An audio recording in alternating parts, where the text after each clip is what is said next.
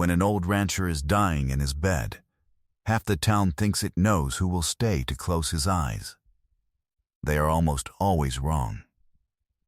Don Aurelio Montiel proved it at 78 years old, on a ranch lost among the plains of Durango, on the last dawn of his life.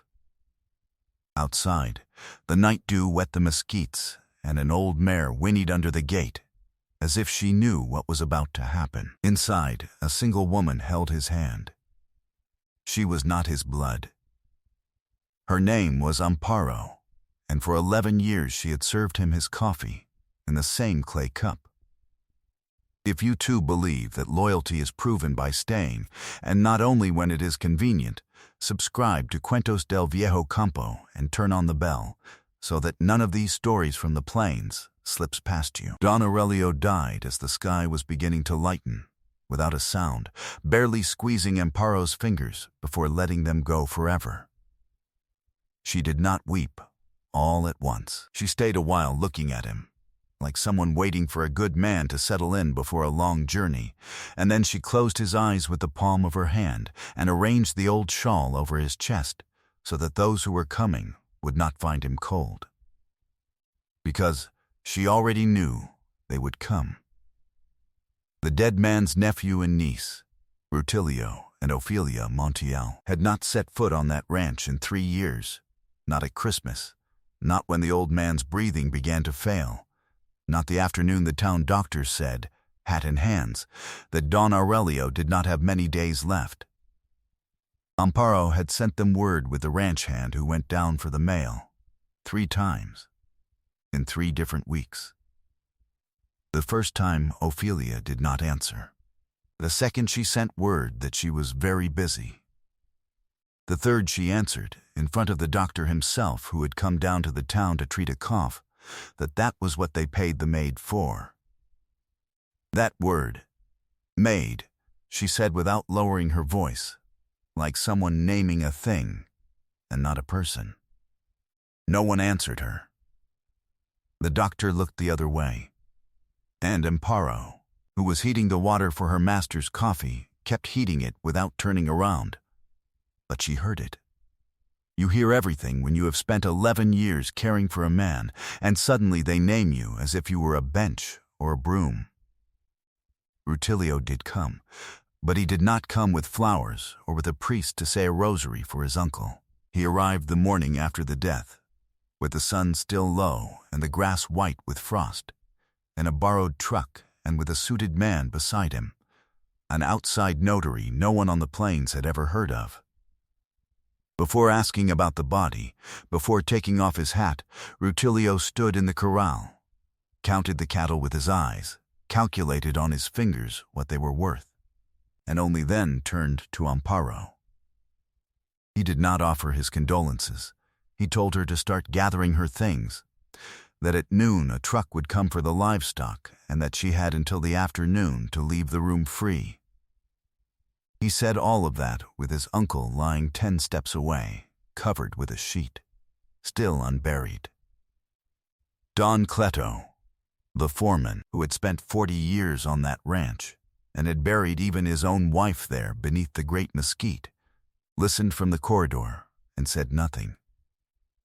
He only gripped the halter rope he was holding until his knuckles turned white, and he looked at the nephew in a way Rutilio could not bear, so that he had to look elsewhere. Amparo buried Don Aurelio that same afternoon in the small graveyard of the ranch, beside the great mesquite where the old man used to have the hammock tied in the hot months. Few came. The town priest climbed up the dirt road with great effort, his cassock full of the dust of the way. 2 or 3 neighbors from the nearby ranches came. Men who owed the dead man more than one favor and a kind word. Don Cleto stood there with his hat against his chest, stiffer than a post, and she, Amparo, prayed the whole rosary for him with a broken voice, but without missing a single bead. Rutilio and Ophelia sent word that they would come to the prayers, but they did not. They were in town, shut inside the notary's office, moving papers and asking about deeds. As they lowered the coffin into the earth, Amparo raised her eyes and looked at the open plain as far as the eye could reach. The blue sierra cut out in the distance. The agaves planted in rows that Don Aurelio himself had sown as a young man, and she felt that what was slipping from her hands was not a master, but the only roof that had truly loved her in all her life. When night fell, she gathered her things into a sack, slowly, like someone saying goodbye to every corner. She put in 2 mended dresses, a worn shawl, an image of the Virgin with a chipped frame, and the clay cup in which she had served the dead man his coffee for 11 years without missing a single dawn. She took nothing from the ranch that was not hers. Not a spoon, not a cent, not a handful of coffee from the pantry. As she passed the stable on her way to the room, the old mare, Estrella, came up to the gate and smelled her hands, looking for the lump of sugar Amparo gave her in secret every dawn, since the animal was a filly. Amparo stroked her thin neck, wiped the crust from her eyes with the edge of her apron, and spoke to her softly, as if the mare could understand. "I won't be here anymore, my Estrella. May God take care of you and not leave you forgotten out there in the pasture." What Amparo did not yet know was that Don Aurelio, months earlier, when he could still ride to town without running short of breath, had made a decision none of his relatives could even begin to imagine. That night, however, she imagined nothing. She only set the sack down by the door of the room, sat on the edge of the cot, and waited for dawn so she could leave, her swollen hands crossed over her lap, her feet tired, and a knot in her throat that would not even let her finish her prayers. She did not leave. The next morning, when Amparo came out with the sack on her shoulder and the shawl pulled tight against the cold, Don Cleto was already standing in the middle of the yard waiting for her, with a clay cup full of steaming coffee between his hands. He offered it to her without a word. She hesitated, because there is nothing harder than receiving the first kindness right after so much blow. But she took it, and the warmth of the cup seeped into her cracked hands like a consolation. "Drink your coffee, Amparo. It isn't fully daybreak yet, and the road down is cold," the old man said. "And put down that sack. No one is turning you out yet, so long as I have a voice on this ranch." Amparo wanted to tell him that Rutilio had already turned her out, that at noon they were coming for the livestock, but Don Cleto held her gaze with such steady calm that she ended up falling silent and sitting on the corridor bench to drink her coffee. That day, no truck came for the cattle, nor the next, nor the one after. Rutilio was stuck in town, because the deeds to the ranch were not turning up as easily as he had believed, and meanwhile life on the ranch went on with the only hand that knew how to carry it, Amparo's. She rose before dawn again, as always, and lit the fire. Blowing on the damp wood, she set the griddle, made the tortillas, ground the coffee in the hand mill, and let it boil with its brown sugar and cinnamon in the clay pot. She milked the thin cow, threw corn to the hens, gathered the still warm eggs from the coop, and, before anything else, brought Estrella her lump of sugar at the gate, just as she used to bring it when Don Aurelio was alive, and waited for his coffee sitting up in bed. She did it out of habit and out of grief, because hands that love a place do not know how to let it go from one day to the next. The next morning she did the same, and the one after that too, and on every dawn the house smelled again of clay pot coffee and bread, as if the dead man were still inside, waiting for someone to bring him his cup. Don Cleto watched her from the corral and now and then brought her a double-yolked egg, or left a bundle of mint on the ledge for her tea, or fixed the falling coop door without saying anything. The neighbors also began to come up the dirt road. The woman from the ranch below sent her goat cheese wrapped in leaves, and old ranch hands split and hauled her firewood for the week. The priest came up one Sunday to ask how she was doing, and stayed to drink coffee under the arbor, and as he left he told her, looking her in the eyes, that God knows how to tell apart those who serve from those who only collect their pay. From the town, all the same, word kept coming, and it was not good. A muleteer who came up to sell salt said that Rutilio was going around the cantinas saying the ranch was already his, that as soon as he arranged a little paper, he would come up and throw the old woman out for good, and that he had the cattle half sold to a dealer from Torrin. Amparo heard the message in silence, kept kneading, and only pressed her lips together. She already knew that quiet of the mornings was borrowed. Even so, every dawn she went back to, blowing on the fire, grinding the coffee in the hand mill, bringing Estrella her lump of sugar before anything else. As if in repeating those small things she were storing up the strength for whatever had to come. One afternoon, alone in the kitchen, with the house silent and her hands full of dough, Amparo's legs suddenly gave way and she wept at last, her forehead against the table. Everything she had not wept on the dawn of the death. She wept for the old man, for the 11 years, for the word made, for the sack she had carried believing she was leaving forever. When she raised her face, Don Cleto was in the doorway, hat in hand. He did not tell her poor thing, or don't cry, or any of those things that are of no use. He told her the one thing that was. The master did not die alone, Amparo. Someone owed it to you to say that to your face. You were the one who stayed, and God saw that. And here on the plains others saw it too. And he put on his hat and went off to the corrals to let her finish weeping with dignity, as one should. That night, for the first time since the death, Amparo slept without the sack by the door. She was beginning, without yet knowing it, to trust again in the ground beneath her feet. The days passed, and Rutilio came back, this time in a worse mood. In town they had told him the land was in his uncle's name, yes, but that at the old notary's office there was a pending matter he could not manage to loosen no matter how he insisted, and that brought him with hot blood and a twisted mouth. He walked into the big house without a greeting and began to turn everything over. He opened drawers and emptied them onto the floor, flipped the dead man's mattress, rummaged in the wardrobe, in the chest, behind the saints, under the bed. He was looking for papers. He was looking for the will that, according to him, his uncle was obliged to have left to the only family he had. Amparo watched him ransack the house she had kept clean and in order for 11 years, and it hurt her as if they were ransacking her chest from the inside. But she said nothing, because she had learned that the one who shouts loses, and the one who keeps silent with dignity remains standing.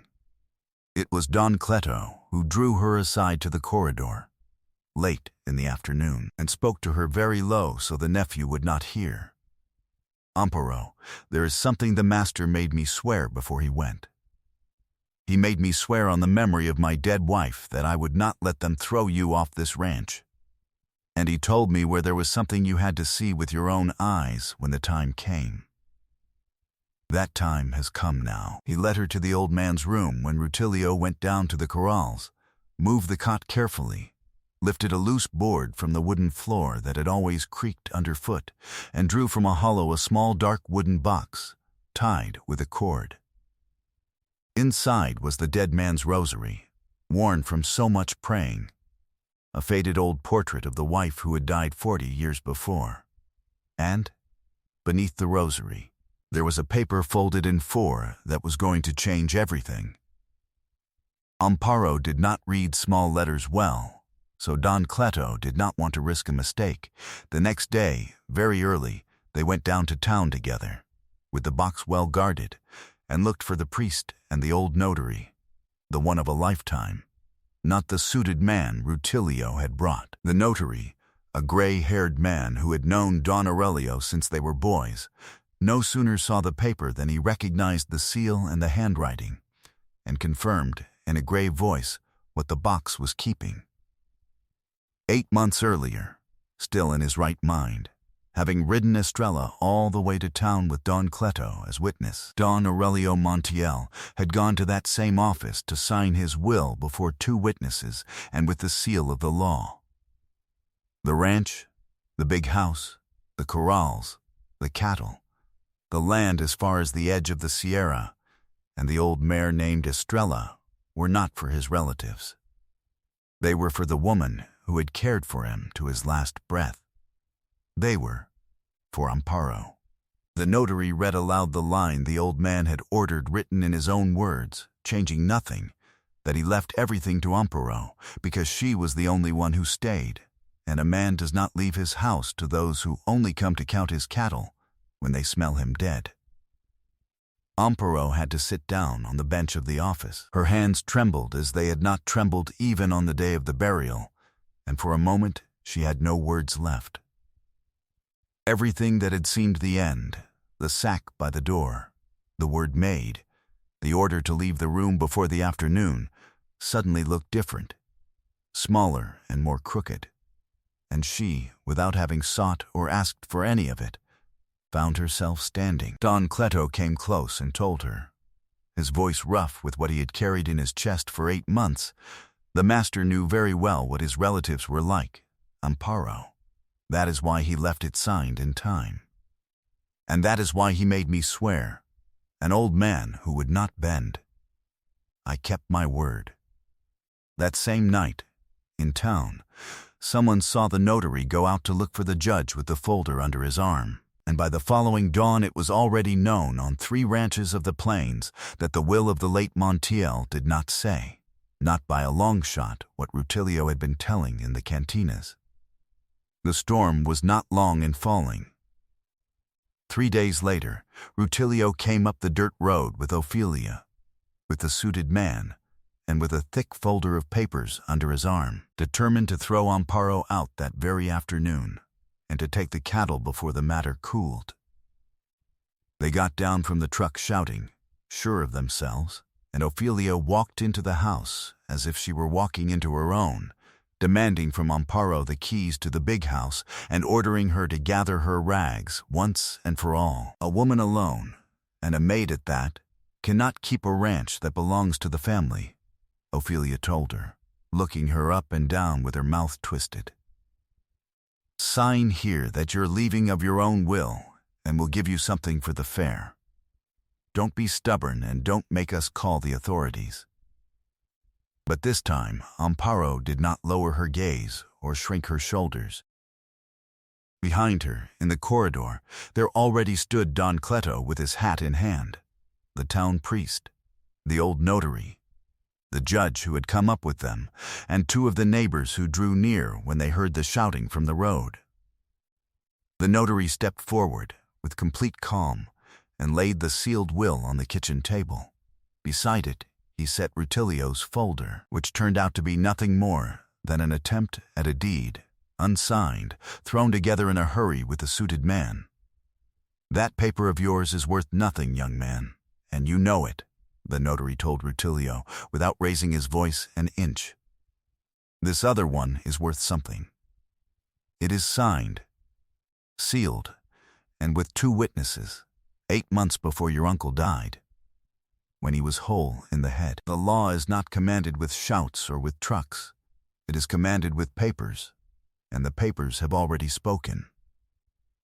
Rutilio turned red to the ears and tried to snatch the document from the table, but Don Cleto, old as he was, stepped in front of him and would not let him.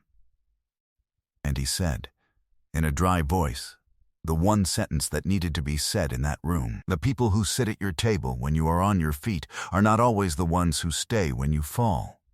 You did not stay a single night. She stayed 11 years. Ophelia, who needed to fight with someone, turned on Amparo and spat that she had surely tricked the old man, that a maid does not inherit a ranch unless she has done something shady with the master. It was then that Amparo spoke, for the first time in a firm voice, without resentment but without trembling, looking her in the face. I did not come to inherit anything, ma'am. I came to care for a man who had no one left in the world. I did not care for him for the ranch. I cared for him because I loved him, and because no one else wanted to. If he decided to leave me this land, it was not out of pity or deceit. It was because he knew well who brought him his coffee every dawn while you counted the years down below, waiting for the word that he had died. The silence turned so heavy you could hear the fire crackle in the hearth. The priest bowed his head. One of the neighbors, almost without meaning to, murmured, "That's right. That's how it was." And those few small words weighed more than any shout, because they came from the plains, from the people, from the only tribunal that truly rules on a ranch. Rutilio finally understood that there was nothing left there for him to scratch at. He gathered his useless folder from the table, took his sister by the arm, and they left, without saying goodbye to anyone. The suited man behind them, raising a cloud of dust down the dirt road that was slow to settle. There were no blows. There was no fight of the hands. They simply left, and with them went the little respect the people had had for them, which by then was none. Amparo remained standing in the middle of her yard, her hands finally still upon her apron, breathing deep the cold air coming down from the Sierra, and she felt that the ground, that ground she had swept and watered for 11 years, belonged to her at last, for real. The months passed, and when the rains came down, the ranch became again what Don Aurelio had dreamed of as a young man. That autumn afternoon, the whole plain smelled of wet earth and fresh baked bread, because Amparo had raised a clay oven under the arbor, and now the neighbors came up to buy her bread, cheese, and tejacote jam. The cattle came back fat from the range at sundown, raising golden dust on the trail, and behind them all came Estrella, the old mare, her coat shining and well-brushed, and a red ribbon that a little girl from the ranch below had tied into her mane. Don Cleto was still there, older and slower, but seated in the chair of the corridor like a man who kept his word, and for that sleeps at peace at night. That afternoon they all gathered around the long table Amparo had set up outside. Under the arbor, the neighbors, the priest, the ranch hands, and 2 children who ran barefoot between the legs of the chairs. Amparo served the coffee in clay cups, one by one, and without realizing it, she stopped to look at her own, the same cup she had carried out of the ranch in her sack the night she believed she was leaving forever. Don Cleto saw her go still and guessed what she was thinking. "The master would be glad, Amparo," the old man said, raising his cup just slightly. He did not leave his ranch to his blood. He left it to his people. Amparo nodded slowly, her eyes wet but her back straight, and answered in a low voice, "He left it to the one who stayed." Sometimes the true home is not the one inherited by surname or by blood, but the one earned by staying, by caring, by serving the coffee on cold dawns when no one else wants to be there. Families sometimes fall apart when it is time to carry the weight. Loyalty, on the other hand, stays. And in the end, it is the only thing that truly weighs on the scales of God and of men. Have you ever had someone stay by your side just when the whole world believed you were not worth the trouble? And with time, they turned out to be the only one who truly saw you? If this story touched something in your heart, leave me your comment and tell me from what part of Mexico or of the world you are keeping us company tonight. Give it a like, subscribe to Cuentos del Viejo Campo, and share it with someone who needs to remember that staying is also a way of loving. I already have another story from the plains waiting for you. Until next time. And that night, when everyone had left and the ranch fell silent beneath the stars, Amparo stroked Estrella's neck at the gate and told her softly, as on that first dawn, "You see, my Estrella, we didn't leave. We belong where we were loved